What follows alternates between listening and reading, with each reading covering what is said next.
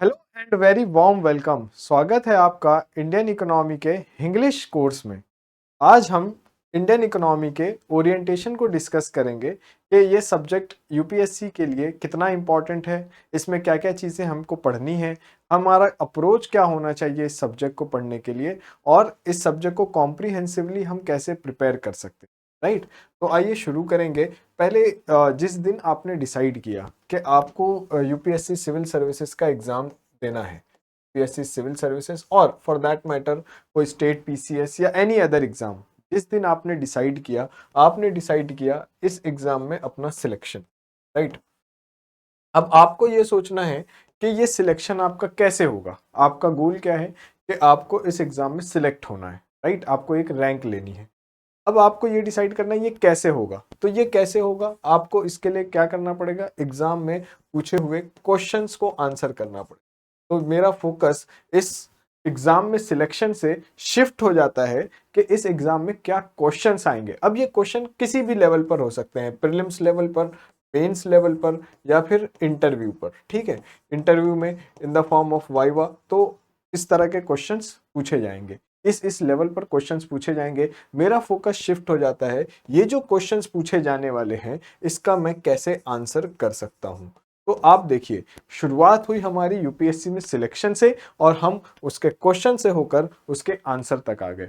अब मुझे अगर ये सारे क्वेश्चंस आंसर करने हैं प्रीलिम्स में, मेंस में और इंटरव्यू में, तो मेरे पास इसको आंसर करने के लिए होना चाहिए कंटेंट। राइट। मैं कैसे इस कंटेंट को तैयार करूं, क्या पढूं मैं इस एग्जाम के लिए। राइट। ये एक बड़ा सवाल है। तो यहाँ पर मोस्टली हम इकोनॉमी की बात करेंगे, क्या हम पढ़ें कि हमारा सिलेक्शन हो जाए, क्योंकि आज कंटेंट कोई बड़ा इशू रह नहीं गया है। राइट। ये एआई के थ्रू आप बहुत सारा कंटेंट जनरेट कर सकते हैं, मैगजीन्स, न्यूज़, ये जितनी सारी नोट्स अवेलेबल हैं, तो कंटेंट बड़ा इशू नहीं है। लेकिन अभी भी क्यूरेटेड कंटेंट एक बहुत बड़ा इशू। क्यूरेटेड एग्जाम के लिए क्या जरूरी है, क्या जो कुछ मार्केट में मिल रहा है वो सारा कंटेंट एग्जाम के लिए जरूरी है, या फिर क्या जो भी कंटेंट वेबसाइट्स पर अवेलेबल है वो सारा एग्जाम के लिए जरूरी है, जो मार्केट में नोट्स हैं वो एग्जाम के लिए जरूरी है, हैंड रिटन नोट्स का एक नया कल्चर आया है, क्या वो एग्जाम के लिए जरूरी है। एग्जाम के लिए क्या जरूरी है, दैट इज क्यूरेटेड कंटेंट। हमें वो कंटेंट में से भी चुनना है कि एग्जाम के लिए क्या जरूरी है।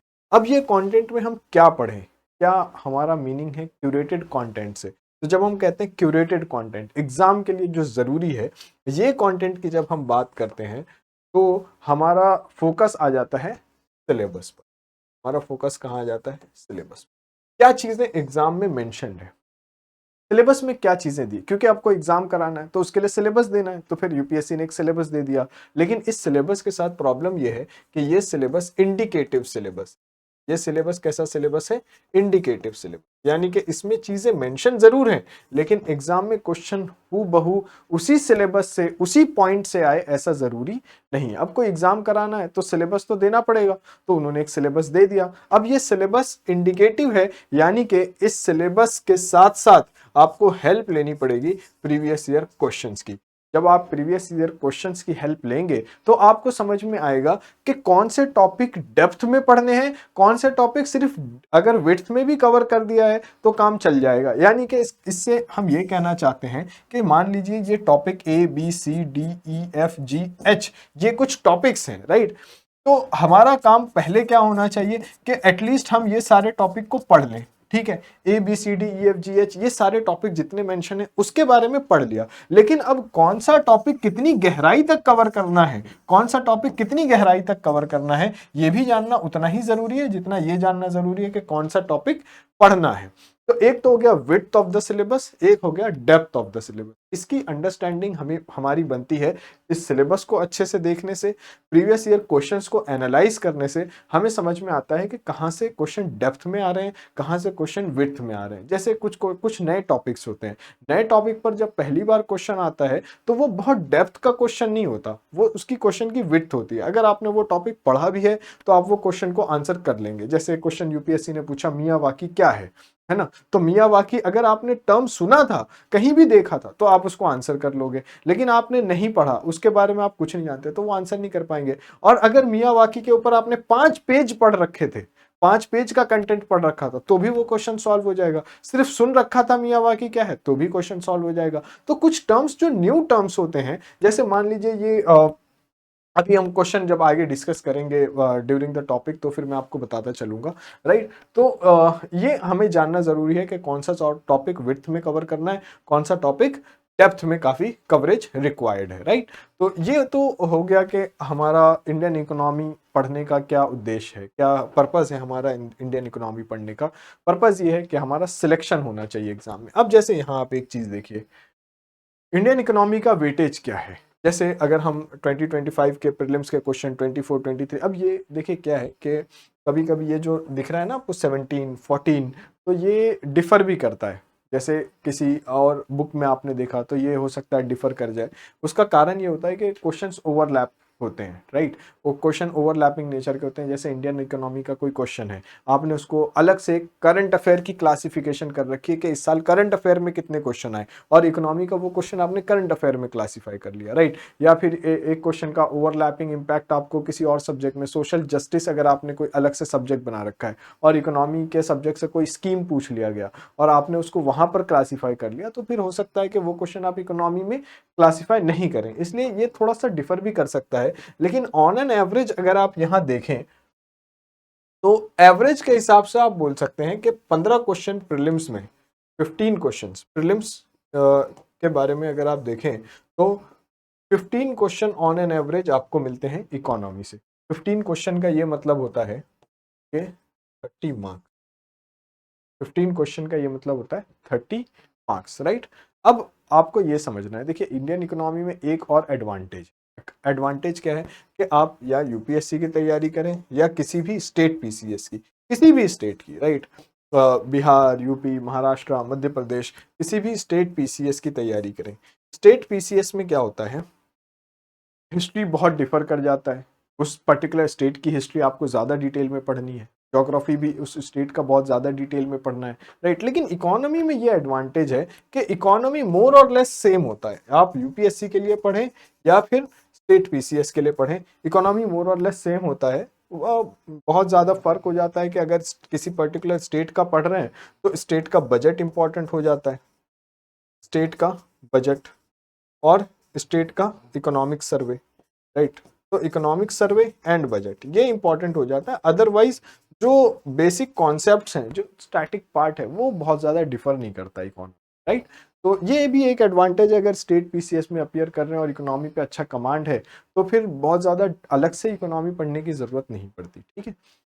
30 क्वेश्चंस बन जाते हैं आपके प्रीलिम्स में। अगर हम मेंस में देखें तो मेंस में यूपीएससी के मेंस एग्जाम में तकरीबन 8 क्वेश्चंस, 7 to 8 क्वेश्चंस इकोनॉमी से आते हैं, राइट। 7 से 8 क्वेश्चन इकोनॉमी से आपको मिलेंगे। ये डिफरेंट टाइप में होते हैं। जैसे अभी हमें कैसे क्वेश्चन मिल रहे हैं, एक 15 मार्क का क्वेश्चन जो 250 वर्ड्स आपको लिखना पड़ता है, और एक 10 मार्क का क्वेश्चन होता है जिसमें आपको 150 वर्ड्स लिखना पड़ता है, राइट। इसी तरह इसी वैरायटी के क्वेश्चंस आ रहे हैं अभी। और इसमें क्या होता है कि या तो आपको जैसे अगर 7 क्वेश्चन 8 क्वेश्चन है ना, तो ऐसा हो सकता है कि 15 मार्क्स वाले आपको क्वेश्चन मिल जाए 4 और 10 मार्क वाले आपको क्वेश्चन मिल जाए 3। तो ये 60 मार्क्स इधर और 30 मार्क इधर, पूरा इकोनॉमी 90 मार्क्स का हो सकता है। ये जीएस 3 पेपर में इकोनॉमी कंबाइंड है, राइट, जीएस 3 पेपर। इसी तरह अगर आप दूसरा वेरिएंट ले सकते हैं, 15 मार्क्स के 3 क्वेश्चन हो गए और 10 मार्क्स के 4 क्वेश्चन हो गए, तो ये हो गया 75 और ये हो गया 40, सॉरी 45 और ये 40, दैट इज 85 मार्क्स। तो 85 मार्क्स, 90 मार्क्स फॉर एग्जांपल, इस तरह के क्वेश्चन आप देख सकते हैं, राइट। और ऐसा भी देख सकते हैं 4 क्वेश्चन 15 मार्क्स के और 4 क्वेश्चन 10 मार्क्स के, राइट। तो ये हो गया 60 + 40 दैट इज 100 मार्क्स, राइट। तो इस तरह का वेटेज इकोनॉमी का मेंस एग्जाम में भी बनता है। ये प्रीलिम्स का हो गया 30 मार्क्स, समवेयर अराउंड 30 मार्क्स, और मेंस का हो गया समवेयर अराउंड 100 मार्क्स और 90 मार्क्स, राइट। ये इसका ट्रेंड है एक, ठीक है। पहले आप देखें ज़्यादा क्वेश्चन भी पूछे गए हैं। 2016 तो mainly current affair based question paper बन गया था, काफ़ी करंट अफेयर्स के क्वेश्चन इकोनॉमी से भी ज़्यादा आ गए थे। अदरवाइज 15 क्वेश्चन का आप एवरेज का समझ सकते हैं, राइट। अब आइए जो सिलेबस मेंशन किया है यूपीएससी ने वो क्या है। अगर आप प्रीलिम्स का सिलेबस देखें तो प्रीलिम्स के सिलेबस में है इकोनॉमिक एंड सोशल डेवलपमेंट। तो इकोनॉमिक डेवलपमेंट, अब इकोनॉमिक डेवलपमेंट के क्या क्या फीचर्स हो सकते हैं, इकोनॉमिक डेवलपमेंट के क्या क्या डायमेंशंस हो सकते हैं, ये पढ़ना है। सोशल डेवलपमेंट के क्या क्या डायमेंशन हो सकते हैं, इसलिए आप देखेंगे ये human development index etcetera. So growth and development से रिलेटेड काफ़ी क्वेश्चंस आपको मिल जाएंगे। सस्टेनेबल डेवलपमेंट फॉर एग्जांपल जो मेंस क्वेश्चन पूछ लिया था, अब वही मैं आपको बताने की कोशिश कर रहा हूँ। देखिए यहाँ पर इंटर जनरेशनल और इंट्रा जनरेशनल का जो क्वेश्चन आया है, inter generational equity and intra generational equity, inter and intra generational equity, ये जो क्वेश्चन है ये मेंस में पूछा गया, राइट। लेकिन ये क्वेश्चन आप डिराइव कर सकते हैं यहीं से। सस्टेनेबल डेवलपमेंट का क्वेश्चन है, inter generational intra generational equity. Poverty inclusion, poverty आप समझते हैं ना, basic minimum standard of living भी नहीं है, basic amenities of life, food available नहीं है, क्लोथ अवेलेबल नहीं है, शेल्टर अवेलेबल नहीं है, बेसिक हेल्थ केयर फैसिलिटीज नहीं है, बेसिक एजुकेशन फैसिलिटी अवेलेबल नहीं है, तो उसको हम पॉवर्टी में क्लासिफाई कर सकते हैं। इंक्लूजन का ये मतलब है जैसे आप ग्रोथ प्रोसेस में किसी को पीछे तो नहीं छोड़ दे रहे, इनइक्वालिटी का प्रेजेंस कितना है इकोनॉमी में, राइट। मतलब ऐसा है कि इंक्लूसिव ग्रोथ एक जो टॉपिक है, इंक्लूसिव ग्रोथ भी एक तो अभी मैं बता रहा हूँ कि इस सिलेबस को हम किस तरह क्लासिफाई करके पढ़ेंगे, राइट। क्योंकि ये तो इंडिकेटिव नेचर है। आप देखिए ना, अगर आप जैसे फॉर एग्जांपल ये देख लें सस्टेनेबल डेवलपमेंट, तो सस्टेनेबल डेवलपमेंट में क्या पढ़ सकते हैं हम इकोनॉमी के थ्रू। अगर हमें, वैसे आप सस्टेनेबल डेवलपमेंट बहुत ज़्यादा इन्वायरमेंट एंड इकोलॉजी में कवर करेंगे, बट इकोनॉमिक्स में सस्टेनेबल डेवलपमेंट आप कितना पढ़ेंगे, तो वो अभी मैं आपको क्लासिफाई करके बताता हूँ कि हमारा अप्रोच क्या होगा पढ़ने का। ये तो सिलेबस है। डेमोग्राफिक्स, पॉपुलेशन को कैसे कैसे हम क्लासिफाई कर रहे हैं, यंग एज, जैसे डेमोग्राफिक डिविडेंड हम बोल रहे हैं, तो यंग एज पॉपुलेशन ज़्यादा है, इन चीज़ों के बारे में। और सोशल सेक्टर इनिशिएटिव, सरकार ने क्या क्या इनिशिएटिव है। फॉर एग्जाम्पल अगर आप देखें अभी जो पैसे ट्रांसफर किए जा रहे हैं वुमेन ऑफ द फैमिली के अकाउंट में, राइट। जैसे महाराष्ट्र में है लाड़की बहन योजना, बहन योजना लाड़की बहन योजना, और for example this my Samman Yojana etcetera. These are schemes. इसमें क्या कर रहे हैं कि वुमेन ऑफ द फैमिली जो है उनको पैसे ट्रांसफर किए जा रहे हैं। जैसे लाड़की बहन योजना में 1500 रुपये पर वुमेन पर मंथ, राइट, 1500 पर वुमेन पर मंथ, ये ट्रांसफर किया जा रहा है महाराष्ट्र गवर्नमेंट के द्वारा। तो ये कुछ स्कीम्स, सोशल स्कीम्स इस तरह की। जैसे नेशनल फूड सिक्योरिटी एक्ट है ना, नेशनल फूड सिक्योरिटी एक्ट। अब इसमें क्या है कि राशन शॉप से आपको फूड ग्रेन मिल जाता है पर पर्सन 5 kg, राइट। और इसमें काफ़ी सब्सिडाइज्ड रेट पर है, ₹1 पर केजी, ₹2 पर केजी, राइट। ऐसे इन सब्सिडाइज्ड रेट पर भी फूड ग्रेन मिल जाता है, 5 kg पर पर्सन पर मंथ, राइट। तो इस तरह की कुछ स्कीम है। जैसे प्रधानमंत्री गरीब कल्याण योजना, उसमें कोविड और उसके 1 साल बाद तक इसको बढ़ा दिया गया था 5 kg से। 5 kg तो नेशनल फूड सिक्योरिटी एक्ट में मिलेगा, प्लस 5 kg और मिलेगा अंडर प्रधानमंत्री गरीब कल्याण, राइट। तो इस तरह की कुछ स्कीम्स हो गई सोशल सेक्टर में। और सरकार क्या क्या स्कीम्स हैं सरकार की, ठीक है। करंट इवेंट्स, अब ये जो लाइन है ना, ये हर सब्जेक्ट के साथ जाती है, पॉलिटी के साथ भी जाती है, इकोनॉमी के साथ भी जाती है, ज्योग्राफी के साथ भी जाती है। क्या? Current events of national and international importance. मतलब इकोनॉमी पढ़ना है और इकोनॉमी के साथ जो करंट अफेयर्स इंफॉर्मेशन है वो भी आपको पढ़ना है, राइट। तो ये एग्जाम्पल हो गया आपका सिलेबस का कि प्रीलिम्स में क्या सिलेबस है, क्या सिलेबस हमें प्रिपेयर करना है, राइट। अब सिलेबस देखते हैं हम मेंस एग्जाम का, ठीक है। मेंस एग्जाम में क्या सिलेबस, क्योंकि मेंस का सिलेबस थोड़ा इलेबोरेटिव इन नेचर है, काफ़ी सारे पॉइंट्स मेंशन किए हैं, तो हमें यहाँ से समझ में आता है कि क्या क्या टॉपिक्स हमें पढ़ने हैं, ठीक है। और फिर जब हम क्वेश्चंस देखते हैं मेंस एग्जाम के, तो हमें समझ में आता है अच्छा इन टॉपिक्स में से इंपॉर्टेंट टॉपिक कौन से हो जाते हैं, कौन से टॉपिक ऐसे हैं जिसको ज़्यादा डेप्थ में कवर करने की जरूरत है। जैसे मेंस का ये सिलेबस देखिए आप, Indian economy, issues related to planning, mobilisation of resources, growth, development and employment. अब इंडियन मोस्टली जो यूपीएससी का सिलेबस है वो इंडियन इकोनॉमी के बारे में ही ज़्यादा है, बहुत ज़्यादा माइक्रो इकोनॉमिक्स मैक्रो इकोनॉमिक्स नहीं। इंडियन इकोनॉमी किस तरह फंक्शन करती है यही मोर और लेस सिलेबस है। जैसे अब अगर आप यहाँ देखें इश्यूज क्या है रिलेटेड टू प्लानिंग, तो planning and mobilisation of resources. अब planning and mobilisation of resources क्या है, जैसे एक तो इसको प्लानिंग में आप ऐसे समझ सकते हैं कि प्लानिंग पीरियड में हमने किस तरह से डिसीजंस लिए, क्या क्या प्लान्स बनाए। दूसरा ये कि planning and mobilisation of resources, जैसे इंडिया की इकोनॉमी जो है ये अच्छी ग्रोथ रेट काफ़ी अच्छी है, 5%, 6%, 7%। नो डाउट हमें डबल डिजिट में भी ग्रो करना है, 10%, 12%, राइट, ऐसे भी, लेकिन 6-7% is also one of the fastest growing economy in the world. अब अगर हम ऐसे बोलें तो इसका ये मतलब है कि हमारे पास मोबिलाइजेशन ऑफ रिसोर्सेज की कमी है, यानी हमारे यहाँ इन्वेस्टमेंट की रिक्वायरमेंट ज़्यादा है, लेकिन क्या लोग हमारे यहाँ इतना सेव कर पा रहे हैं? नहीं कर पा रहे। तो हमें क्या देखना होगा कि इन्वेस्टमेंट की रिक्वायरमेंट ज़्यादा है और लोग उतना सेव नहीं कर पा रहे, तो ये हमारे यहाँ क्या बन रहा है, सेविंग इन्वेस्टमेंट गैप बन रहा है, सेविंग इन्वेस्टमेंट गैप। हमारे यहाँ लोग इन्वेस्टमेंट की रिक्वायरमेंट ज्यादा है क्योंकि इकोनॉमी बहुत तेजी से ग्रो कर रही है, लेकिन क्या उतना सेव हो पा रहा है? शायद नहीं। तो फिर क्या करना होगा? फिर हो सकता है कि इसको मोबिलाइजेशन ऑफ रिसोर्सेस, इसी का नाम है, meeting this saving investment gap, right. फिर फॉर एग्जाम्पल यहाँ ग्रोथ, डेवलपमेंट एंड एम्प्लॉयमेंट। तो ग्रोथ कैसा कॉन्सेप्ट है? ग्रोथ कॉन्सेप्ट है क्वांटिटेटिव। हम फोकस करते हैं कितने रेट से आप ग्रो कर रहे हैं, क्वांटिटेटिव कॉन्सेप्ट। 5%, 6%, इसको क्वांटिफाई किया जा सकता है, लेकिन डेवलपमेंट को क्वांटिफाई नहीं किया जा सकता। डेवलपमेंट कैसा टर्म है? क्वालिटेटिव टर्म है। डेवलपमेंट कैसा टर्म है? क्वालिटेटिव। क्वालिटेटिव मतलब quality of life, right. For example standard of living, that is under development, right.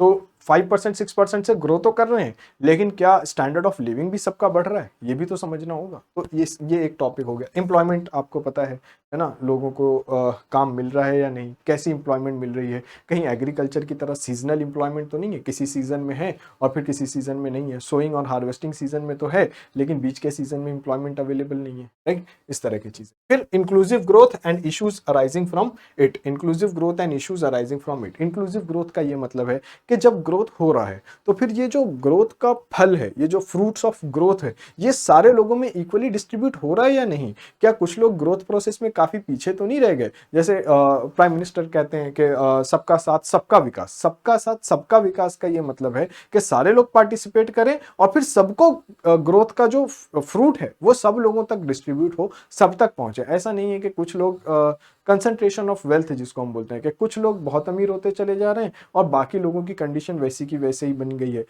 मैं ये टर्म नहीं यूज करूंगा कि अमीर अमीर होता जा रहा है और गरीब गरीब होता जा रहा है, क्योंकि उस स्तर पर भी गवर्नमेंट काफी कुछ करती है, लेकिन ये समझने की जरूरत है कि कहीं गरीब का ग्रोथ स्टैग्नेंट तो नहीं है, पुअर का ग्रोथ कहीं स्टैग्नेंट तो नहीं है, उसका स्टैंडर्ड ऑफ लिविंग वहीं पर स्टैग्नेंट होकर तो नहीं रह गया है। ये भी समझने की जरूरत है। तो इंक्लूसिव ग्रोथ का ये मतलब है कि कोई पीछे नहीं रहेगा, कोई पीछे छूट नहीं जाएगा, हम सब तक जो है ग्रोथ के फ्रूट को पहुंचाएंगे। Inclusive growth and issues arising from it. अब इसमें इश्यूज क्या है? फॉर एग्जाम्पल अभी मैंने जैसे नेशनल फूड सिक्योरिटी एक्ट की बात की, राइट। इसमें नेशनल फूड सिक्योरिटी एक्ट में राशन शॉप से लोगों को फूड ग्रेन मिलता है एट सब्सिडाइज्ड रेट। अब आप ये समझिए, इसमें दो चीजें हैं, एक है इंक्लूसिव एरर और एक है इंक्लूजन एरर और एक है एक्सक्लूजन एरर। इंक्लूजन एरर और एक है एक्सक्लूजन एरर। अब ये क्या है? Most of the government scheme में आपको ये एरर मिलेगा, inclusive and exclusion, inclusion and exclusion error. जैसे ये पॉपुलेशन है, ये कंप्लीट पॉपुलेशन है। अब ये कंप्लीट पॉपुलेशन में से, ये कंप्लीट पॉपुलेशन में से मान लीजिए कि 40% लोगों को जरूरत है सब्सिडाइज फूड ग्रेन की। ये आपकी हो गई क्या? पूरी पॉपुलेशन। ये हो गई पूरी पॉपुलेशन। और इसमें कितने लोगों को जरूरत है? 40% पीपल आर नीडी, मतलब जिनको एक्चुअल बेनिफिशियरीज आप बोल सकते हैं। 40% people are in need of this food subsidised food grain, right. Subsidised food grain की जरूरत कितने लोगों को है? सब्सिडाइज्ड फूड ग्रेन की जरूरत है ओनली 40%। लेकिन अब गवर्नमेंट ने क्या किया? गवर्नमेंट ने इंक्लूड कर लिया, गवर्नमेंट ने इंक्लूड कर लिया, गवर्नमेंट ने कुछ इस तरह का कवरेज किया, मानिए इस तरह का कवरेज। गवर्नमेंट ने क्या किया? जो 40% नीडेड थे उनमें से कवर कर लिया कितने लोगों को? समवेयर 30% लोगों को। तो यहां से जो 40% नीडी थे, इसमें से कवर किया सिर्फ 30%, और यहां से कवर कर लिया समवेयर अराउंड 37%, जिनको जरूरत नहीं है। और गवर्नमेंट ने कवरेज कितने लोगों का कर लिया? 67% लोगों को सब्सिडाइज फूड ग्रेन मिल रहा है। लेकिन ये जो 40% को मिलना चाहिए था, उसमें से ये 10% लोगों को नहीं मिल रहा, ये 10% लोगों को नहीं मिल रहा, मतलब मिलना चाहिए था लेकिन नहीं मिल रहा। सरकार को इनको इंक्लूड करना था, ये वाकई में नीडी लोग हैं, जैसे ट्राइबल्स हो गए, जैसे बहुत गरीब लोग हो गए जिनके पास शायद आधार कार्ड भी नहीं बन पाया है, तो ऐसे लोगों को इंक्लूड करना था। लेकिन due to many logistics and other issues, वो अभी हम जब डिटेल में टॉपिक पढ़ेंगे जब समझेंगे, तो बहुत चीज़ों की वजह से हो सकता है कि इन लोगों को वो सुविधाएं नहीं मिल पा रही। तो इनको मिलना चाहिए था, आपने इनको एक्सक्लूड कर दिया है, तो इसको हम क्या बोलते हैं? Exclusion error. इसको हम क्या बोलते हैं? Exclusion error. इसी तरह अब ये जो पोर्शन है पॉपुलेशन का, इनको मिलने की इनको ये सुविधाएं देने की जरूरत नहीं है, इनको ये सुविधाएं देने की जरूरत नहीं है, लेकिन इन लोगों को, इनको ये सुविधाएं मिलने की जरूरत नहीं है। जैसे आप अपने बारे में भी सोचकर देखें, आप में से कितने लोग हैं जो रेशन शॉप से ये फूड ग्रेन ले रहे हैं और इसका कंजम्पशन करते हैं? बहुत मतलब आप अगर इसको एनालाइज करें अपनी लोकेलिटी में, अपने सर्कल में बातचीत करें, तो आपको समझ आएगा कि काफ़ी लोग हैं जो इस स्कीम में इंक्लूडेड हैं, वो बेनिफिशरीज हैं, लेकिन वो नहीं ले रहे और फिर ये ब्लैक मार्केटिंग में चला जाता है। तो इस तरह की भी चीज़ें, तो ये जिनको नहीं मिलनी चाहिए और या जिनको ज़रूरत नहीं है, नहीं मिलनी चाहिए यानी कि उनको ज़रूरत नहीं है, वो मार्केट रेट पर ले सकते हैं और वही फूड ग्रेन कंज्यूम कर रहे हैं मार्केट रेट वाला, लेकिन इनको भी दिया जा रहा है। ये है एक्सक्लूजन एरर। ये कैसा एरर है? एक्सक्लूजन, सॉरी ये इंक्लूजन। इनको मिलने की जरूरत नहीं है। एक्सक्लूजन एरर मैंने अभी बता दिया आपको। ये कैसा है? Inclusion error. इनको इस सुविधा में बेनिफिट लेने की जरूरत नहीं है, लेकिन इनको इंक्लूड कर रखा है, दैट इज इंक्लूजन एरर। तो बहुत सारे ग्रोथ वाली स्कीम्स जो है ना, जिसमें इंक्लूसिव ग्रोथ की हम बात कर रहे हैं कि सबको साथ में लेकर चलेंगे, उसमें फिर इंक्लूजन एरर और एक्सक्लूजन एरर हमें देखने मिलता है। तो इस तरह की कुछ चीजें हम यहाँ डिस्कस करेंगे, ठीक है ना। Inclusive growth and issues arising from it, right. जैसे जेंडर इनइक्वालिटी है, तो कहीं महिलाएं पीछे तो नहीं छूट जा रही हैं ग्रोथ प्रोसेस में, इसको भी समझने की जरूरत है। ये कुछ इससे रिलेटेड। फिर गवर्नमेंट बजटिंग। अब गवर्नमेंट बजटिंग क्या है कि सरकार के पास पैसा आता कहाँ से है, that is sources of revenue, और फिर सरकार उसको खर्च कहाँ करेगी, दैट इज एक्सपेंडिचर, राइट। सरकार कहाँ खर्च करेगी, कितना % सरकार खर्च कर रही है, और फिर ये दोनों में जो डिफरेंस है, यानी खर्चा सरकार ने ज्यादा कर दिया है और रेवेन्यू सरकार के पास कम आया है, तो बाकी का पैसा कहाँ से आया? तो फिर सरकार ने बाकी का पैसा क्या किया है? बोरो किया है।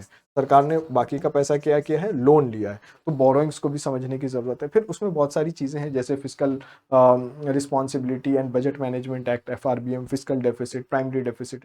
तो ये सारी चीजें यहाँ हम पढ़ेंगे। बजट से रिलेटेड क्या चीजें हैं, टर्म्स क्या है, उसका एनालिसिस क्या है। बेसिकली हम यहाँ पर प्रीलिम्स के लिए नहीं, हम इसको कॉम्प्रिहेंसिव कवर करेंगे, ताकि आप इससे प्रीलिम्स में भी आंसर कर सकें, मेंस में भी आंसर कर सकें, इंटरव्यू में भी अगर क्वेश्चन इकोनॉमिक इश्यूज पे आता है तो आपको पता रहे कि उसका बेसिक कि ये क्या होता है, ठीक है। इस तरह के टॉपिक्स हम यहाँ डिस्कस करेंगे। फिर आ जाता है एग्रीकल्चर, राइट। इकोनॉमी में अगर 7 से 8 क्वेश्चन आ रहे हैं तो आप मिनिमम 2 क्वेश्चन एग्रीकल्चर से मान के चल सकते हैं। और अगर मैं बोलूँ फूड सेक्टर, जिसमें फूड प्रोसेसिंग भी आ जाएगा, एग्रीकल्चर भी आ जाएगा और इससे रिलेटेड कुछ फॉरवर्ड बैकवर्ड लिंकेजेस भी आ जाएंगे, तो आप मान के चल सकते हैं कि 3 क्वेश्चन आपको फूड वाले टॉपिक से मिलेंगे ही, agriculture and food industry, right. अब आप यहाँ देखिए, एग्रीकल्चर में हमें क्या पढ़ना है? Cropping pattern in various parts of the country, for example this rabi season, kharif season, zaid season. जैसे वेस्ट बंगाल में 3 क्रॉप हो जाती है राइस की एक साल में, तो इस तरह क्रॉपिंग पैटर्न अलग अलग क्या है। जैसे पंजाब हरियाणा का राइस वीट का जो मोनोकल्चर बन गया है, इसको हमें समझने की जरूरत है। मेंस में क्वेश्चन भी आ गया है ना, राइस वीट इकोनॉमी वाला क्वेश्चन भी आ गया, तो इसको हम यहाँ ये चीजें समझने की जरूरत है कि इंडिया में क्या क्रॉपिंग पैटर्न, राइट। उसके बाद different types of irrigation and irrigation system. कौन सा वाटर आप यूज करते हैं, राइट। क्या आप सिर्फ मानसून पे डिपेंडेंट हैं एग्रीकल्चर के लिए? क्या टैंक की वाटर टैंक फैसिलिटी अवेलेबल है, टैंक स्टोरेज, डैम्स अवेलेबल हैं? इरिगेशन के लिए क्या क्या चीजें अवेलेबल है? ग्राउंड वाटर पर तो सिर्फ रिलाई नहीं करते, राइट। इस तरह की चीजें इरिगेशन और स्टोरेज की क्या फैसिलिटीज हैं, राइट। जैसे टोमेटो हो गया, टोमेटो हाईली पेरिशेबल क्रॉप है, बहुत जल्दी खराब होने वाली चीज, तो इसके लिए क्या कोल्ड स्टोरेज की फैसिलिटी अवेलेबल है? अच्छा, जब आप इसको ट्रांसपोर्ट कर रहे हैं तो क्या वहां पर कोल्ड स्टोरेज चेन अवेलेबल है ड्यूरिंग ट्रांसपोर्टेशन एटसेट्रा? ये transport and marketing of agricultural produce. अब मार्केटिंग कैसे करें, बेचें कैसे? फार्मर ने इसको क्रॉप तो रेज कर ली है ना, फार्मर ने इसको फूड ग्रेन में भी कन्वर्ट कर दिया, लेकिन अब इसको बेचें कैसे?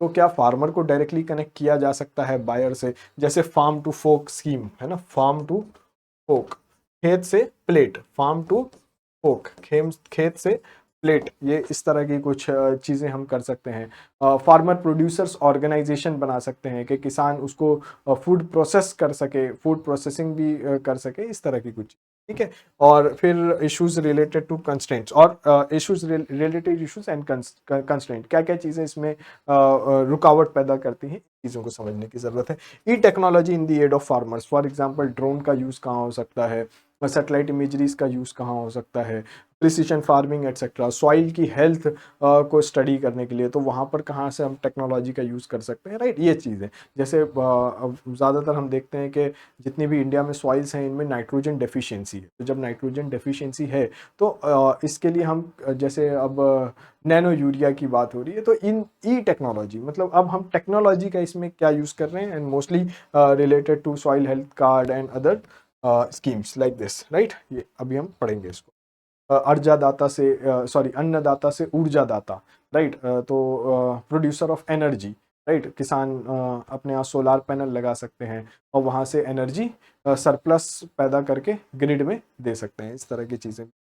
Issues related to direct and indirect farm subsidies, अब किसानों को बहुत सारी सब्सिडीज दी जाती हैं, तो कुछ डायरेक्ट सब्सिडी है, कुछ इनडायरेक्ट सब्सिडी है।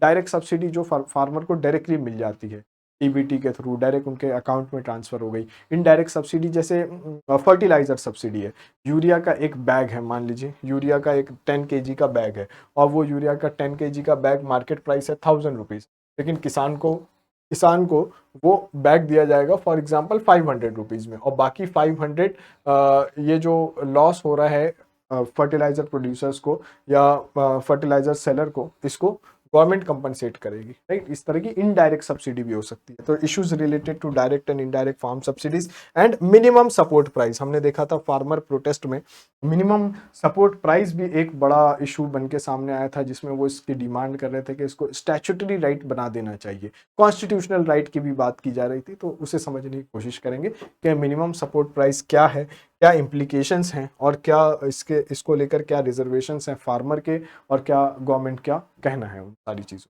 ठीक है। फिर ये आता है पब्लिक डिस्ट्रीब्यूशन सिस्टम, जो रेशन शॉप्स एक्सेट्रा हैं, इनकी बात करेंगे। ऑब्जेक्टिव्स कैसे फंक्शनिंग होता है, क्या इनके लिमिटेशंस हैं, रिवैम्पिंग के लिए क्या करना चाहिए, है ना, इसका वे फॉरवर्ड क्या है, क्या क्या चीज़ें कर सकते हैं। Issues of buffer stocks, government कहाँ स्टॉक कर रही है। फॉर एग्जांपल जब इकोनॉमिक सर्वे हमें ये बताते हैं कि कई सारा फूड कॉरपोरेशन ऑफ इंडिया के पास इतना गोडाउन नहीं है जितना हमारे यहाँ agricultural food grain specially rice and wheat produce होता है, फिर इसको रेलवे ट्रैक्स के पास रख दिए जाते हैं और फिर इसको चूहे खा जाते हैं। तो इस तरह की जो चीज़ें हैं ये भी हमें यहाँ समझने की कोशिश करेंगे। And food security, right. और अब फूड सिक्योरिटी से जो हमारा ट्रांजिशन हो रहा है वो अब न्यूट्रिशन सिक्योरिटी की तरफ भी जा रहे हैं हम।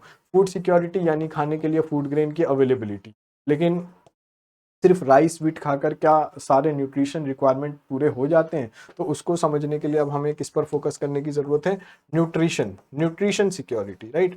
मतलब अब जैसे मान लीजिए ये कुछ दो चीज़ें हैं जो हम ज़्यादा देखते हैं, जैसे child stunting, right, child stunting and child wasting, child stunting and child wasting. जैसे मान लीजिए चाइल्ड स्टंटिंग क्या है, चाइल्ड बच्चे की हाइट उसकी एज के हिसाब से जितनी होनी चाहिए वो नहीं हो पा रही, क्योंकि न्यूट्रिशन डेफिशिएंसी का शिकार है, तो उतनी उसकी हाइट नहीं बढ़ पा रही, चाइल्ड स्टंटिंग। दूसरा ये है वेस्टिंग, चाइल्ड बच्चे की हाइट के कंपैरिजन में जितना उसका वेट होना चाहिए वो वेट उतना नहीं है, तो वेट कम हो गया है, चाइल्ड वेस्टिंग। तो ये न्यूट्रिशन की कमी से होता है। तो कहीं ना कहीं अब हमें फूड ग्रेन के अश्योरेंस से न्यूट्रिशन के अश्योरेंस पे भी जाने की ज़रूरत है कि न्यूट्रिशन भी क्या उतना मिल पा रहा है या नहीं।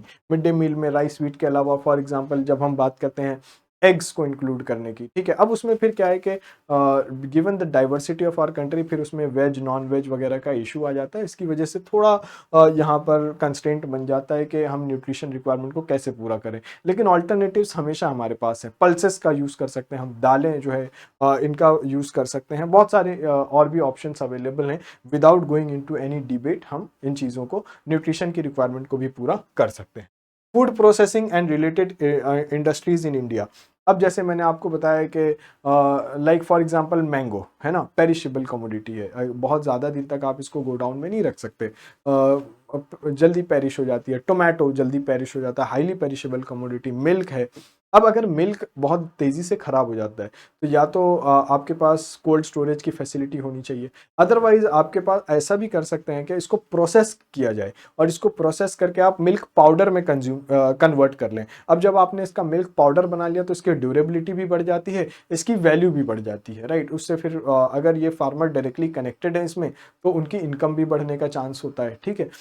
तो आप इसको food processing, for example mango, तो मैंगो का जूस बना लिया, ठीक है। या फिर अब जूस बनाने के लिए तो बड़ा इंडस्ट्रियल सेटअप चाहिए, राइट, बड़े स्केल पर बनाना है, लेकिन आप उसको छोटे इंडस्ट्रियल लेवल पे भी फ्रूट जेली में कन्वर्ट कर सकते हैं, राइट। आम का अचार बना सकते हैं, तो इन इस तरह की भी कुछ चीज़ें कर सकते हैं। तो फूड प्रोसेसिंग में आप क्या क्या कर सकते हैं, इसमें क्या स्कोप्स हैं और सिग्निफिकेंस क्या है इसका, location, upstream downstream, forward backward linkages क्या हैं इसके, और सप्लाई चेन मैनेजमेंट किस तरह से किया जा सकता है, राइट। ये कुछ पार्ट है। इसके अलावा है लैंड रिफॉर्म्स इन इंडिया। अब लैंड रिफॉर्म से आप क्या समझते हैं, जैसे आप देखते हैं कि इनइक्वालिटी ऑफ वेल्थ बहुत है इंडिया में, है ना। बहुत लोग हैं, बहुत कम लोग हैं जिनका बहुत ज़्यादा ज़मीनों पर ओनरशिप राइट है, और बहुत ज़्यादा लोग हैं जिनके पास शायद वो लैंडलेस लोग हैं ना, उनके पास ज़मीन ही नहीं है। तो लैंड, इस पर लैंड की ओनरशिप पर एक सीलिंग लगाई जाए और लैंड को डिस्ट्रीब्यूट किया जाए, जो एक्स्ट्रा सरप्लस लैंड है एक सीलिंग लगा दी जाए कि इससे ज़्यादा लैंड किसी एक व्यक्ति के पास नहीं हो सकती, या फिर फैमिली पर लगाएं, क्योंकि जनरली फेलियर में ये देखा गया है कि लोग अपनी ज़मीन किसी फैमिली मेम्बर के नाम पे कर देते हैं, किसी दूर के रिश्तेदार के नाम पे कर देते हैं, सर्वेंट्स के नाम पे कर देते हैं। तो इसमें कुछ इस तरह की चीज़ें हम देख सकते हैं कि लैंड रिफॉर्म को किस तरह अच्छे से इंप्लीमेंट किया जा सके। हालांकि ये इंडिपेंडेंस के बाद शुरू किया था हमने, लेकिन बहुत अच्छे रिजल्ट्स अभी तक हमें लैंड रिफॉर्म में नहीं मिले। Effects of liberalisation on the economy. अब 1991 में जो इकोनॉमिक रिफॉर्म्स हमने की, उसमें जो लिबरलाइजेशन के लिए स्टेप्स लिए, उससे पहले भी लिबरलाइजेशन के कई स्टेप्स लिए गए थे, राइट। जैसे आपको मैं बताऊं 1980s टू 1990s, है ना, इसको हम पीरियड ऑफ रिवाइवल बोलते हैं इन इंडियन इकोनॉमी। इसमें हम काफ़ी सारे रिफॉर्म कर रहे थे, लेकिन वो रिफॉर्म बहुत ज़्यादा इफेक्टिव नहीं हुए और फाइनली हमें 1991 का इकोनॉमिक क्राइसिस देखने को मिला। तो लिबरलाइजेशन के लिए क्या क्या, अब लिबरलाइजेशन होता क्या है कि जो रूल्स एंड रेगुलेशंस हैं उसको आप सिंपल बनाएं। लिबरलाइजेशन में आप रूल्स एंड रेगुलेशन को सिंपल करें ताकि ज़्यादा से ज़्यादा लोग इकोनॉमिक एक्टिविटीज़ में पार्टिसिपेट कर पाएँ। तो effects of liberalisation on Indian economy, changes in industrial policy and their effects on industrial growth. फिर उसके बाद है infrastructure, for example energy, electricity, nuclear energy, non renewable, renewable, right. Port development, for example this Sagarmala और this road development, ये national highway project etcetera, dedicated corridors, ये सब भी industry, जैसे Delhi Mumbai industrial corridor etcetera, ये सारी चीज़ें। एयरपोर्ट्स, उड़े देश का आम नागरिक उड़ान, राइट। इसमें एविएशन इंडस्ट्री में क्या क्या डेवलपमेंट्स। रेलवेज काफ़ी देखते हैं आप, डेवलपमेंट रेलवेज में होते हैं, तो रेलवेज के सारे डेवलपमेंट जैसे, तो इंफ्रास्ट्रक्चर से रिलेटेड सारे डेवलपमेंट हमें यहाँ पढ़ने। फिर आता है इन्वेस्टमेंट मॉडल्स। इन्वेस्टमेंट मॉडल्स जैसे सरकार प्राइवेट सेक्टर के साथ मिलके जब इंफ्रास्ट्रक्चर बनाती है, राइट, जिसको हम पब्लिक प्राइवेट पार्टनरशिप भी बोलते हैं, पब्लिक प्राइवेट पार्टनरशिप, पीपीपी।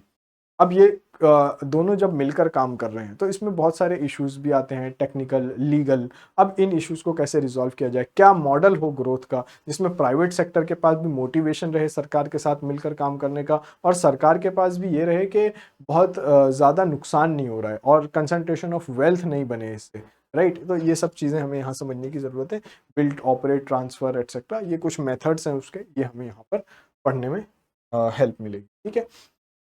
तो ये तो हो गया हमारा सिलेबस डिस्कशन, राइट। अब हमने क्या किया, हमने ये सिलेबस देखा, जो आपने अभी जितना मैंने आपको सिलेबस डिस्कस कराया है, ये हमने पूरा क्या किया, सिलेबस देखा, समझा, क्या कंटेंट इस पर अवेलेबल है ये देखा, और इसको एनालाइज किया PYQs के साथ, right. Previous year question not only of civil services examination of engineering services for objective question, some questions मतलब कुछ क्वेश्चन वहाँ पर इंजीनियरिंग सर्विसेज से भी पूछे जाते हैं, CDS में भी कुछ क्वेश्चन पूछे जाते हैं, तो various other state PCS exams, right. अब स्टेट के सारे स्टेट के क्वेश्चन देखना पॉसिबल नहीं हो पाता, बट मैक्सिमम जो पॉपुलर हैं उनके स्टेट के भी आप क्वेश्चन देखेंगे। इन सबको मिला के हमने ये समझा कि हम इन चीज़ों को कैसे कवर कर सकते हैं।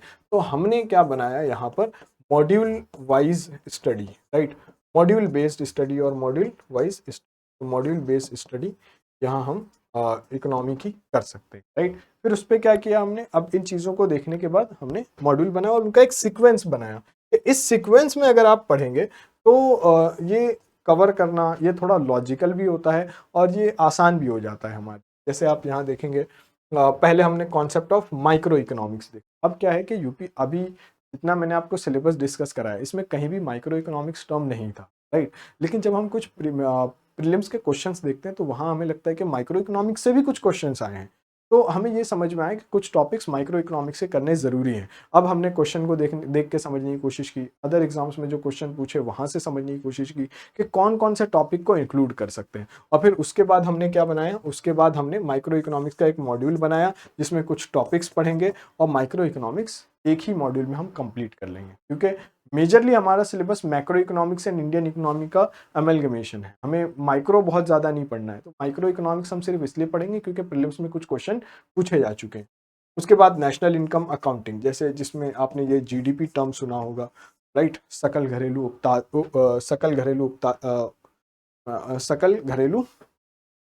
उत्पाद, right, that is GDP, gross domestic product.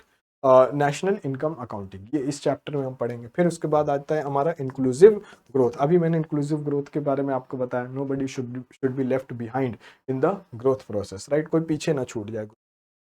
Balance of payment, export import, इसमें जो फॉरेन एक्सचेंज है हमारे पास, फॉरेन इन्वेस्टमेंट है, कुछ इसको समझने की कोशिश करेंगे। Indian economy during planning period and LPG reform, ये जो दो चैप्टर हैं, जो आपने अभी इफेक्ट्स ऑफ लिबरलाइजेशन वाला पॉइंट देखा था, तो ये जो दो पॉइंट है ये आपको 11th की एक इकोनॉमी की एनसीईआरटी है, 11th NCERT, 11th class NCERT, Indian economic development. ये दो मॉड्यूल आपको उस पर फोकस कराते हैं, इंडियन इकोनॉमिक डेवलपमेंट। ये एक स्टोरी की तरह है कि कैसे हम हमारी सिचुएशन 1947 में क्या थी, right, what was the condition of India in 1947, so Indian economic development. और यहाँ से फिर हमने क्या क्या माइलस्टोन अचीव किए, कैसे हमारा डेवलपमेंट हुआ। 1951 से पहला प्लानिंग पीरियड शुरू हुआ और फिर इसके बाद 1965 में पहला पीरियड कंप्लीट होता है, पीरियड। यहाँ प्लानिंग पीरियड ये 1951 पहला है, फिर यहाँ तक 3 प्लानिंग पीरियड कंप्लीट हो गए। थर्ड 5 ईयर प्लान एंड होता है 1965-66 पर, और फिर हमें वहाँ पर हमारी क्या पोजीशन थी। उसके बाद हमारा कैसे पीरियड ऑफ रेट्रोग्रेशन स्टार्ट हो जाता है और फिर पीरियड ऑफ रिवाइवल आता है। फिर 1991 का इकोनॉमिक रिफॉर्म आ गया और पहले 1991 का इकोनॉमिक क्राइसिस आया।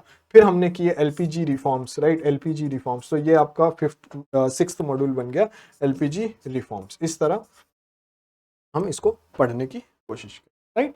तो ये पूरा एक इंडियन इकोनॉमी का आपको स्नैपशॉट मिल जाता है कि किस तरह से डेवलपमेंट हुआ है इंडिया में, ठीक है। फिर इसके बाद इन्फ्लेशन है, जनरल राइज इन प्राइस, जैसे चीज़ों के दाम का बढ़ जाना। तो किसी एक प्राइस राइज को इन्फ्लेशन नहीं बोलते, हम बात करते हैं पूरे इकोनॉमी की। और इकोनॉमी में 500-600 कमोडिटीज़ की एक बास्केट प्रिपेयर करते हैं और फिर उसमें वेटेज असाइन करते हैं डिपेंडिंग अपॉन कौन सी कमोडिटी आप ज़्यादा कंज्यूम कर रहे हैं। जैसे राइस आप ज़्यादा कंज्यूम कर रहे हैं, वीट आप ज़्यादा कंज्यूम कर रहे हैं, बाजरा आप कम कंज्यूम कर रहे हैं, तो राइस और वीट का प्राइस अगर फ्लक्चुएट होगा तो ज़्यादा तेज़ी से महंगाई बढ़ेगी। और अगर बाजरा का प्राइस बढ़ रहा है तो चूंकि बाजरा उतना ज़्यादा कंज्यूम नहीं हो रहा है, तो फिर उसमें हम ये कर देते हैं कि ठीक है बाजरे का प्राइस बढ़ा है लेकिन ओवरऑल महंगाई उतनी नहीं बढ़ी। इन चीज़ों को यहाँ समझने की कोशिश करेंगे। फिर उसके बाद मनी है, राइट।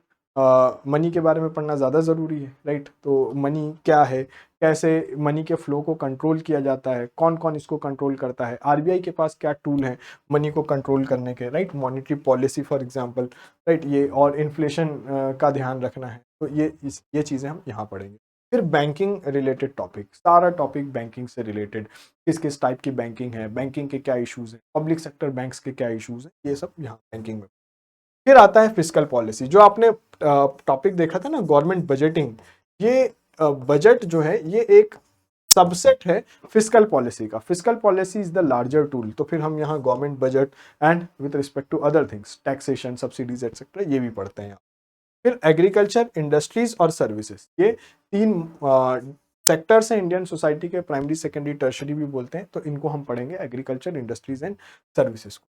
फिर आता है ये पॉवर्टी, अनएम्प्लॉयमेंट एंड इनइक्वालिटीज, ये टॉपिक्स हम यहाँ कवर करेंगे। फिर एनर्जी एंड इंफ्रास्ट्रक्चर, अभी आपने मेंस के सिलेबस में देखा था, तो ये मॉड्यूल उसके लिए है, उसके ऊपर डेडिकेटेड है। और ये जो पब्लिक प्राइवेट पार्टनरशिप, जो इन्वेस्टमेंट मॉडल्स हम देख रहे थे, और इसके साथ हम इसको इंक्लूड करेंगे ब्लैक मनी को, राइट। फिर कुछ है इंटरनेशनल इंस्टीट्यूशंस। अब ये टॉपिक ऐसे मेंशन नहीं थे सिलेबस में, लेकिन क्वेश्चंस आते हैं, तो फिर हमने वहां से बनाया कि इंटरनेशनल इंस्टीट्यूशंस पढ़ना जरूरी है, इंटरनेशनल ट्रेड पढ़ना जरूरी है। और ये हो गया आपका financial market, mostly related to prelims exam. Financial market के क्वेश्चन मेंस में बहुत ज्यादा नहीं आते, प्रीलिम्स में आते हैं। स्टॉक मार्केट कैसे फंक्शन करता है, तो क्या टर्म्स हैं, बहुत सारे टर्म्स बेस्ड क्वेश्चन आते हैं, टर्म्स क्या क्या है, टेक्निकल डिटेल्स कैसी यूज, ठीक है। तो ये हमारा एक मॉड्यूल वाइज कवरेज, हम किस तरह सिलेबस को कंप्लीट करेंगे, कैसे अप्रोच करेंगे, क्या अप्रोच होगा हमारा सिलेबस का, ये बातें हो गई। अब आते हैं हम सबसे इंपॉर्टेंट टॉपिक पे, जिसके लिए आप सबसे ज्यादा कंफ्यूज होते हैं कि हम पढ़ें कहाँ से, राइट। क्या हमारा सोर्स होना चाहिए पढ़ने का, रिसोर्सेस। पहला आप देख सकते हैं कि ये जो भी क्लास होगी आपकी, जो भी क्लास होगी, जो भी लेक्चर होगा, इसका आपको एक हैंड रिटन हैंड आउट मिल जाएगा, class handwritten handout मिलेगा। कुछ इसमें हैंड रिटन इसलिए मैं बता रहा हूँ क्योंकि देखिए आज वही है ना, मैं आपको जो मैंने अभी बताया कि कंटेंट की कमी नहीं है, लेकिन फिर क्यूरेटेड कंटेंट नहीं है। और फिर जब हम एआई से कंटेंट जनरेट करते हैं, तो फिर हम बहुत सारा कंटेंट डंप करने लगते हैं जिसकी शायद ज़रूरत नहीं है। लेकिन जब हम हैंड रिटन कंटेंट बनाते हैं, तो हैंड रिटन कंटेंट बनाते समय हम बहुत ज़्यादा कॉशियस रहते हैं कि मैं क्या लिख रहा हूँ, जो मैं लिखने लगा हूँ क्या इसकी ज़रूरत है एग्जाम के लिए, या फिर क्या इसकी ज़रूरत नहीं है। तो ये समझने, तो हैंड रिटन हैंड आउट बनाएंगे हम, जो ज़रूरी है वही लिखेंगे, कंटेंट को डंप नहीं करें, हैंड रिटन हैंड आउट होगा, ठीक है। जो भी लेक्चर होगा उसका एक हैंड रिटन हैंड आउट। और फिर अगर मुझे ऐसा लगता है कि इस पर बहुत और भी कुछ कंटेंट पढ़ने की ज़रूरत है, तो एडिशनल हैंड आउट बनाएंगे हम, ठीक है। एडिशनल हैंड आउट, ये हैंड रिटन नहीं होंगे, ये आपके लिए बस एक बार पढ़ना है और इसमें से कुछ चीज़ें एक्सट्रैक्ट करके आपको हैंड रिटन हैंड आउट में ऐड करना है। तो कुछ एडिशनल हैंड आउट्स भी होंगे, राइट। बोर्ड वर्क, ये जितनी भी चीजें आपने देखी मैंने बोर्ड पर लिखा बनाया, ये सारा एज इट इज सेव होकर ये भी आपको अवेलेबल हो जाएगा, राइट। तो ये हो गया class handouts and board work. अब इसके बाद आता है क्लास 11th एनसीईआरटी, जिसका अभी अभी मैंने जिक्र किया, इंडियन इकोनॉमिक डेवलपमेंट, सारा जो भी इंडियन इकोनॉमी में डेवलपमेंट हुआ है सिंस इंडिपेंडेंस, यहाँ पर मेंशन है एलपीजी रिफॉर्म्स तक। फिर class 12th NCERT mainly macro, micro की एनसीईआरटी आपको पढ़ने की जरूरत नहीं है, जितना भी हम फर्स्ट मॉड्यूल में करेंगे that is more than sufficient. लेकिन कभी कभी क्या देखा गया है कि ये जो 12th की मैक्रो इकोनॉमिक्स की बुक है, इसमें टेक्निकल टर्म्स ज़्यादा यूज हुए हैं, इंग्लिश थोड़ी हैवी है, और ग्राफ्स और इक्वेशन बहुत ज़्यादा यूज हुई है जो शायद हमारे काम की नहीं है। तो इसके कंपैरिजन में, या इसको आप रिप्लेस कर सकते हैं तमिलनाडु स्टेट बुक से। तमिलनाडु की स्टेट बुक है जो इंग्लिश की, इसको आप यूज कर सकते हैं ऑन मैक्रो इकोनॉमिक्स। तो इस बुक को आप रिप्लेस कर सकते हैं Tamil Nadu state book on macro economics, 11th-12th की है, तो इसको आप उससे रिप्लेस कर सकते हैं। तो मैक्रो इकोनॉमिक्स की बुक आप ले सकते हैं किसकी, तमिलनाडु स्टेट बुक की। तो कंपैरेटिवली बेटर है, इजी लैंग्वेज, सिंपल लैंग्वेज, बहुत ज़्यादा कंटेंट भरा हुआ नहीं है, पढ़ के समझ में आसानी से आ जाता है, तो आप यूज़ करें, राइट। अब आते हैं हम न्यूज़पेपर पर, कौन सा न्यूज़पेपर पढ़े हैं, ये भी एक क्वेश्चन है। तो द हिंदू और इंडियन एक्सप्रेस, अब ये दोनों पढ़ना है या दोनों में से एक पढ़ना है, ये कैसे करें, कैसे कवर होगा, दोनों अखबार में बहुत ज़्यादा टाइम लग जाता है ना। तो आप ये मान के चलिए कि 2 घंटे आपको मिनिमम अखबार में लग ही जाएंगे। द हिंदू में एडिटोरियल भी आ जाते हैं इकोनॉमी पर, और एक अलग से पेज आ जाता है business page, economy page, business related news. उसमें कई बार आरबीआई के कुछ इंपॉर्टेंट डिसीजंस, फाइनेंस मिनिस्टर के डिसीजन, ये भी आते हैं, जीएसटी रिलेटेड आर्टिकल्स आ जाते हैं, तो वो भी पढ़ने की ज़रूरत है। इंटरनेशनल ट्रेड, लाइक अभी trade war, Trump imposing sanctions etcetera, तो ये सारी चीज़ें भी आ जाती हैं, तो ये भी हमें पढ़ना है। दूसरा, इंडियन एक्सप्रेस में और एक टेक्स्ट कॉन्टेक्स्ट पेज होता है, इसमें भी कभी कभी इकोनॉमी रिलेटेड आर्टिकल आ जाता है, text context page, right. Important आपके नोट्स, जैसे आप हम नोट्स बनाते हैं ना एग्जाम के लिए, वैसे बिल्कुल ये आर्टिकल्स होते हैं। और यहाँ इंडियन एक्सप्रेस का बहुत फेमस पेज है एक्सप्लेन्ड पेज, और इंडियन एक्सप्रेस का एक इकोनॉमी पेज, ये दोनों पेज पर आने वाली इन्फॉर्मेशन। अब ये क्या है, कभी कभी तो सेम इन्फॉर्मेशन आती है, कभी कभी कुछ इन्फॉर्मेशन इंडियन एक्सप्रेस में कवर होती है जो हिंदू में नहीं कवर हुई, हिंदू में कवर होती है जो एक्सप्रेस में नहीं कवर हुई। तो आपको बैलेंस बनाकर चलना है, आपको देख लेना है कि क्या ये इन्फॉर्मेशन हमने पढ़ा है, कहीं नहीं पढ़ा है तो पढ़ लेते हैं, पढ़ लिया है तो फिर कोई बात नहीं, स्किप कर सकते हैं। फिर आता है economic survey and union budget. Budget फरवरी में इंट्रोड्यूस होता है, ठीक है, तो हमें बजट से रिलेटेड कुछ इन्फॉर्मेशन, इनफैक्ट बजट में पॉलिसीज़ भी अनाउंस होती हैं जिससे कभी क्वेश्चंस आ जाते हैं। और मेंस में अगर आप आंसर लिख रहे हैं और अगर आप बजट में लिया गया रिसेंट इनिशिएटिव भी लिखते हैं तो वो आपको एक एड ऑन मार्क्स दे सकता है। इकोनॉमिक सर्वे 1 फरवरी पे पब्लिश हो जाता है, 1 फरवरी में पार्लियामेंट में टेबल होता है और आ जाता है ये 1 फरवरी में। इसमें पिछले साल और इकोनॉमी के ट्रेंड्स क्या हैं, क्या मेजर चैलेंजेस रहे, चैप्टर वाइज कवरेज होता है इसका, काफ़ी अच्छा डॉक्यूमेंट होता है, बहुत ज़्यादा आपको इकोनॉमी के बारे में समझने में भी हेल्प मिलेगी और एग्ज़ाम के पॉइंट ऑफ व्यू से भी कुछ चीज़ें यहाँ से हमें पढ़नी होती है, राइट। तो ये आपका रिसोर्स हो गया, ये आपका रिसोर्स है, सारी चीज़ें मैंने आपको एक्सप्लेन कर दी। अब हमारा मॉड्यूल वाइज कवरेज शुरू होगा, right, first module, second module, जो भी मॉड्यूल हम करेंगे उसके साथ साथ हम PYQs and additional MCQs, PYQs और एडिशनल MCQs भी करते चलेंगे, राइट। तो this is all about economy के क्या अप्रोच होना चाहिए, क्या क्या चीज़ें हमें पढ़नी है। आई होप आपको इसमें काफ़ी कुछ समझ में आया होगा, हेल्प मिलेगी इंडियन इकोनॉमी के सब्जेक्ट को प्रिपेयर करने के लिए, ठीक है। तो हम मिलते हैं फिर अपने फर्स्ट मॉड्यूल में नेक्स्ट क्लास में। Thank you very much, take care, bye bye.